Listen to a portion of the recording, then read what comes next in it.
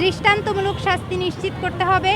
এমন শাস্তি নিশ্চিত করতে হবে বাংলাদেশের মানুষদের প্রেক্ষাপটে যেন কোনো ধর্ষক দ্বিতীয়বার এই চিন্তা মাথায় আনতে বারবার চিন্তা করতে বাধ্য হয়। সুস্পষ্টভাবে বলতে চাই, ধর্ষণ একটি মারাত্মক সামাজিক অপরাধ, যার সাজা কখনোই এমন হতে পারে না যে একজন ব্যক্তিকে গ্রেপ্তার করা হলো এবং নির্দিষ্ট সময় পর ছেড়ে দেওয়া হলো। বরঞ্চ আমরা দেখতে পাচ্ছি এর ফলাফল কি, একজন ধর্ষককে যখন নির্দিষ্ট সময় পর ছেড়ে দেওয়া হচ্ছে তখন সে দ্বিগুণ আগ্রহী তার বিকৃত মস্তিষ্কের চর্চা করে যাচ্ছে আমাদের সমাজকে এবং এই সমাজকে দূষিত করে যাচ্ছে।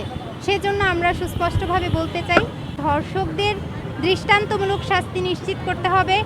এমন শাস্তি নিশ্চিত করতে হবে বাংলাদেশের মানুষদের প্রেক্ষাপটে যেন কোনো ধর্ষক দ্বিতীয়বার এই চিন্তা মাথায় আনতে বারবার চিন্তা করতে বাধ্য হয়।